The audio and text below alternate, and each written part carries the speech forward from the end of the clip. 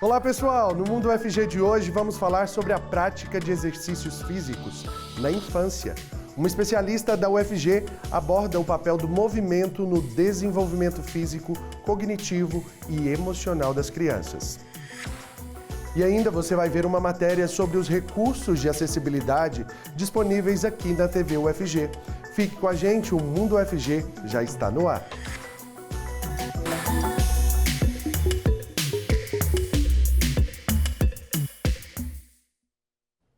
Bom dia, seja bem-vinda, seja bem-vindo ao Mundo UFG. Eu sou Cássio Neves, um homem negro de pele parda, meus cabelos são cacheados e eu uso barba.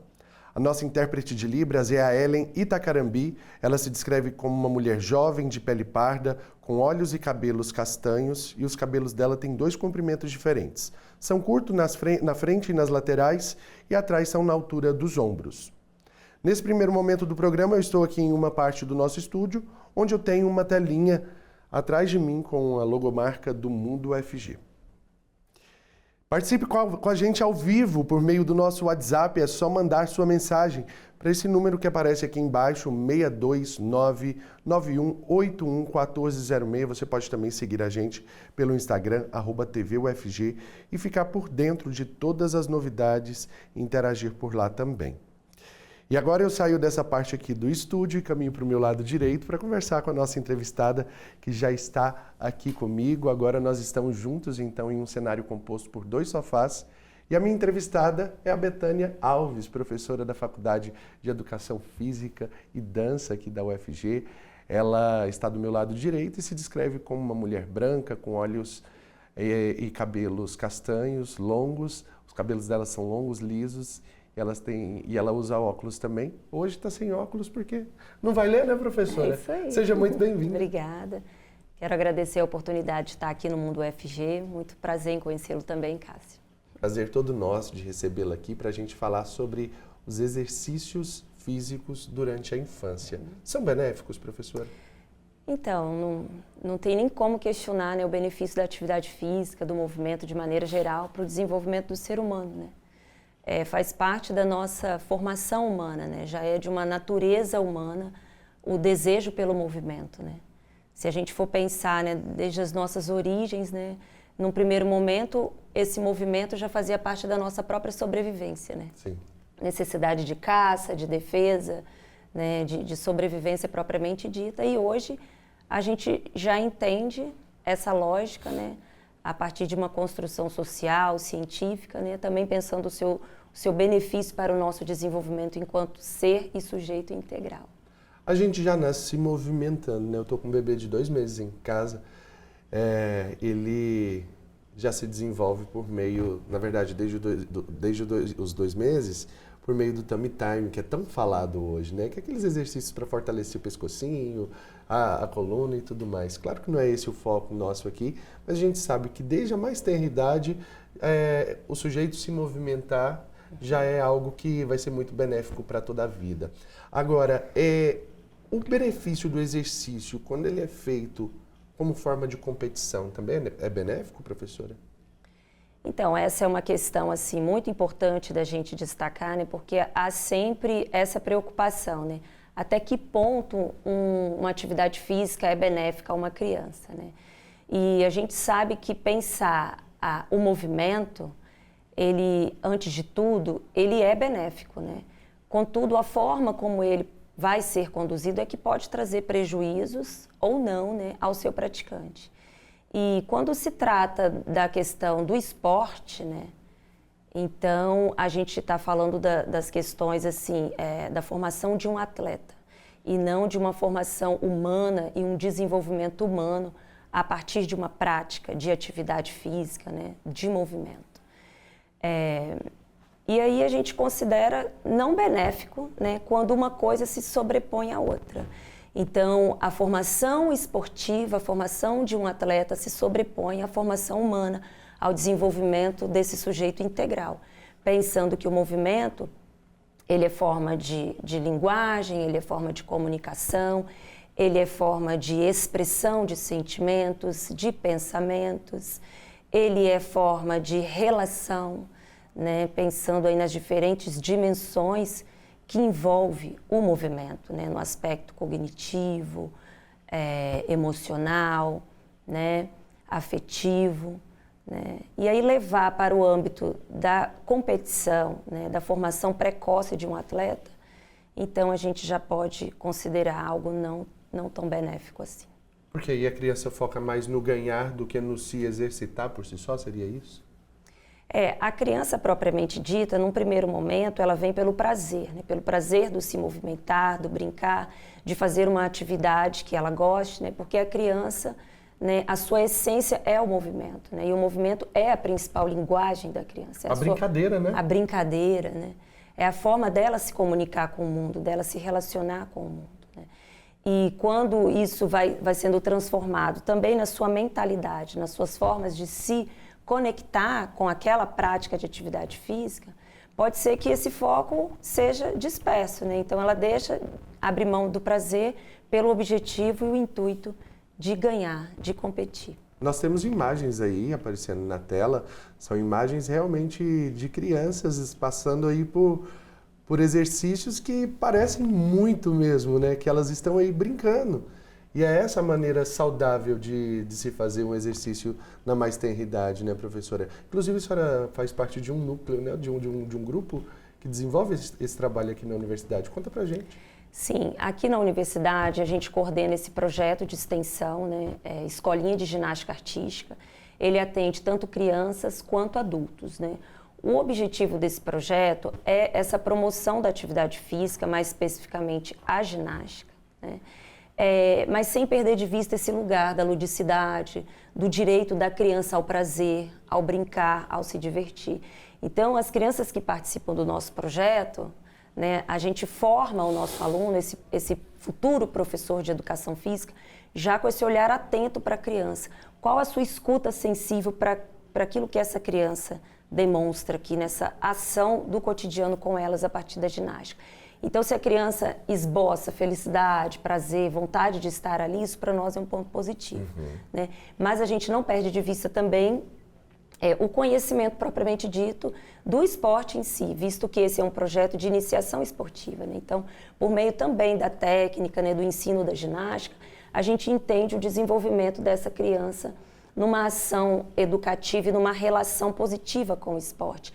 Porque a ginástica em si, né, à medida que a criança vai dominando o movimento, vai conseguindo se superar na realização, né, de um movimento, ela vai esboçando, externando, né, suas formas de relação com o mundo, né? É curioso pensar isso, porque dentro da literatura científica da educação física, né, temos autores que falam, como Edson de Jesus Manuel, que o movimento ele é o gatilho para o desenvolvimento de outras dimensões do nosso desenvolvimento humano, que são as dimensões afetivas, cognitivas, emocionais, sociais. Então, esse olhar atento para a criança, quando ela se expressa, quando ela, por exemplo, consegue virar uma estrelinha, se equilibrar sobre uma trave, né?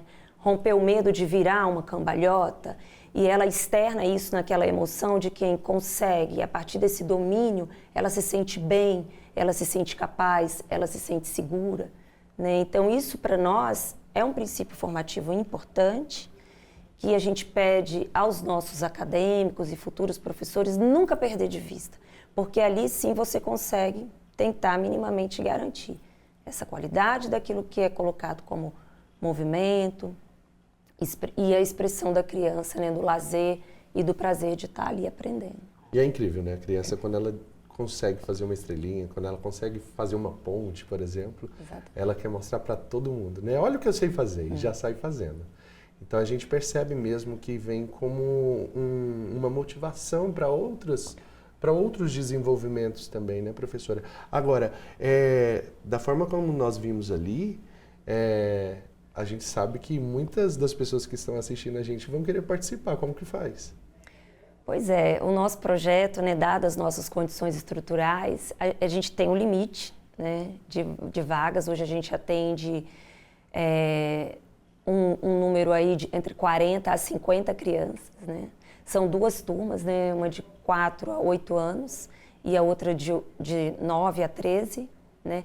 Mas os interessados devem estar atentos, né, no site da universidade. A gente tem o Centro de Práticas Corporais na FEFD, que é a Faculdade de Educação Física e Dança, e ali é divulgado, né, todo semestre um calendário de matrículas, né? E aí quando abre o processo de inscrição, então as pessoas interessadas devem procurar se inscrever e vir fazer parte com a gente desse projeto. Tem algum custo? Sim, há uma taxa semestral, né, em torno aí de R$200 e poucos, mas para um semestre letivo de atividades é uma taxa única. Ótimo. É muito bom a gente saber que existem grupos como esse dentro da universidade, porque isso é uma devolução do trabalho realizado de forma científica aqui dentro da UFG, mas que é devolvido também para a comunidade, né? A gente sabe que isso beneficia, claro, toda a comunidade, mas beneficia também os alunos do curso, né, professora? Porque eles saem daqui com uma formação muito mais efetiva nesse sentido. Sim, a gente destaca, né, esses espaços de projetos de extensão, especialmente aqui no âmbito da universidade, como canais potentes da formação profissional, né?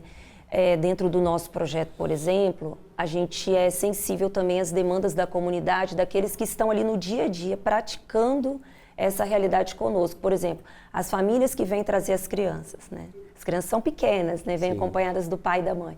E os pais ficam ali por aquela hora, né, aguardando o seu filho fazer a prática de atividade física. Então a gente se articula, né, enquanto professores, né, vendo outras possibilidades de oferta também de atividades, de projetos para essas famílias. Então, ao mesmo tempo que muitas vezes a criança está ali fazendo sua atividade física, também as famílias têm, na contrapartida, a condição de estar fazendo uma atividade funcional. Nós temos aulas de ginástica funcional, pilates, caminhada orientada, temos natação, hidroginástica. Então, a gente tem muita opção de atividade pensando exatamente nessa questão, né, de como fazer uma devolutiva que realmente atenda, né, a uma demanda, a um interesse, a uma necessidade do nosso público, da nossa comunidade aqui no entorno da UFG. Nós já estamos caminhando para o final, mas eu quero perguntar uma coisa para a senhora. Mito ou verdade a questão de atrofiar o crescimento na ginástica artística? A gente escuta muito isso, né? Sim, essa é uma pergunta interessante, é curiosidade mesmo da grande maioria, mas nós podemos considerar essa questão aí um aspecto cultural, sabe? Desde o início do século XX, lá quando se via essas pessoas de baixa estatura tendo um rendimento no esporte, fez-se essa associação, mas hoje os estudos mais recentes mostram que não é a prática em si, mas o como ela é abordada, né? Se você realmente sobrecarrega uma criança com treinamento, né, que vai comprometer as suas questões de sono, de alimentação, de descanso, aí sim há de se considerar um possível comprometimento de outras questões do seu desenvolvimento, como a estatura, né? Portanto, se exercitar com orientação de profissionais responsáveis que estejam realmente focados, né, no exercício e não nessa prática maluca de muitas vezes se fazer um atleta desde a tenridade, né? Ter essa orientação é primordial.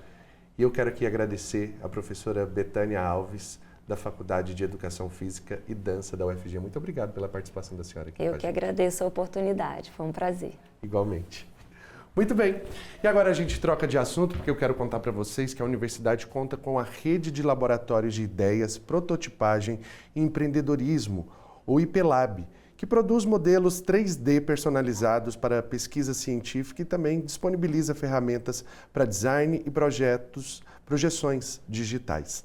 A proposta é incentivar o empreendedorismo e a inovação tecnológica entre a comunidade, facilitando a criação de novos produtos, processos e serviços com baixo custo e rapidez. Os espaços do IPLab são abertos e colaborativos, e a iniciativa vai também, né, até as escolas da rede pública de ensino, levando conhecimento sobre prototipagem e tecnologia para os alunos. No site iplab.ufg.br você acessa mais informações sobre as unidades e pode se cadastrar como usuário também. A prototipagem, né, que é o desenvolvimento de peças, de diversos materiais ali que você pode fazer a impressão em 3D, e aqui na Universidade Federal você encontra esse serviço, tá bom? E atenção, a sala de vacinas da Faculdade de Enfermagem da UFG está funcionando e oferece serviços de imunização para profissionais de saúde e a comunidade geral. Estão disponíveis a vacinação contra a Covid-19, influenza, tríplice viral, febre amarela e outras vacinas também. A sala fica aberta para atendimento de segunda a sexta-feira, das 8 da manhã às 6 da tarde. Mas fique atento aos horários de funcionamento por causa do feriado. Para ter mais detalhes sobre o serviço, você pode então entrar em contato com o telefone 62 3209 6701 ou acessar o Instagram, @sala-de-vacinas, no plural, _FEM, _UFG. Imunize-se, tome sua vacina, a gente sabe da importância, né? E chegou a hora do intervalo, mas já já a gente está de volta, então não saia daí.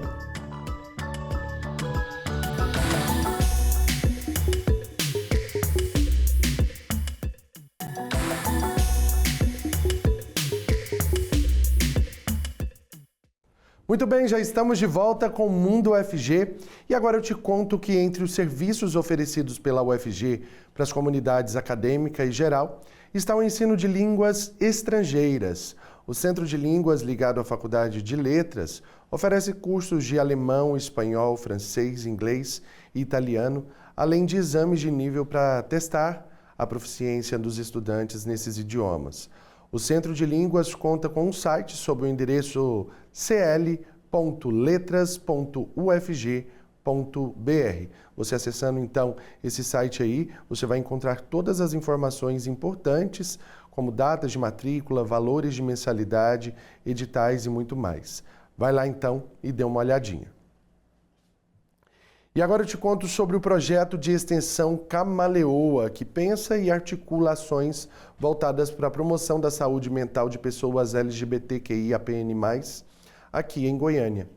Ele nasceu como um grupo de estudos dentro da UFG e hoje também realiza atividades de grupo terapia, produção de material acadêmico, rodas de conversas e outros. O Camaleoa é voltado principalmente para estudantes e profissionais da área de saúde mental, mas está de portas abertas para quem tiver interesse em participar. Quer saber mais sobre o projeto e participar das atividades desenvolvidas? Então, entre aí no Instagram, @camaleoa.psi e as informações completas estão disponíveis por lá, tá bom? Você já deve ter percebido que a TV UFG disponibiliza alguns recursos de acessibilidade, como a nossa intérprete de Libras, né? E as descrições que eu faço logo no início do programa também. Essa prática ela é essencial para o público com deficiência visual e auditiva, que precisa ser alcançado pelos veículos de comunicação. Então, confira uma matéria produzida por estudantes de jornalismo da UFG sobre esse assunto. Rodou. No Brasil, cerca de 24% da população tem algum tipo de deficiência, segundo dados do IBGE. Isso significa que quase 1 em cada 4 brasileiros enfrenta barreiras para ter acesso à informação, ao entretenimento e à vida pública. Mesmo assim, grande parte dos veículos de comunicação ainda não oferece todos os recursos de acessibilidade exigidos pela Lei Brasileira de Inclusão e pelas normas da Anatel, como a legenda oculta, a tradução em Libras e a audiodescrição. A TV UFG, emissora pública de Goiás, tem se destacado nesse aspecto. Além de oferecer legenda oculta em toda a sua programação, a emissora investe na tradução em Libras e na audiodescrição de parte de seus programas. O trabalho envolve o projeto Labitave, desenvolvido em parceria com a Faculdade de Letras da Universidade Federal de Goiás, que capacita profissionais e aprimora os serviços de acessibilidade televisiva. O professor Diego Oliveira, coordenador do Labitave, explica que um dos principais desafios é a formação de novos profissionais capacitados para traduzir e interpretar Libras. Nós não temos tantas pessoas formadas ainda, né? Pessoas que já trabalham com tradução audiovisual acessível. Quando a gente fala de tradução audiovisual acessível, a gente está falando de tradução e interpretação para Libras, a gente está falando de legenda para surdos e ensurdecidos, e nós estamos falando de audiodescrição para as pessoas cegas. A acessibilidade, nós pensamos muito nisso, né? Para as pessoas terem o mesmo direito que nós temos, que é de receber informações que nós recebemos quando a gente liga um rádio, quando a gente, né, conversa com um colega, mas eles não recebem porque não falam a mesma língua que nós, né? Então, o nosso intuito, o nosso trabalho, ele parte dessa premissa e ele surge com essa angústia, né? O exemplo da TV UFG mostra como a acessibilidade pode ser parte estrutural de um veículo de comunicação e não apenas um recurso complementar. Ao investir nessas ferramentas, a emissora amplia o alcance de suas produções e contribui para a efetivação de um direito humano fundamental, o direito à informação. Muito bem. E a gente está sempre mesmo em busca de trazer mais acessibilidade, tanto para o nosso público cego, pessoas com baixa visão, surdos e ensurdecidos. Pessoal, hoje termina por aqui, mas te vejo de novo no próximo programa. A gente está aqui sempre, né, de segunda a sexta, a partir das 11h30 da manhã. Muito obrigado pela sua companhia. Beijos, até mais, tchau.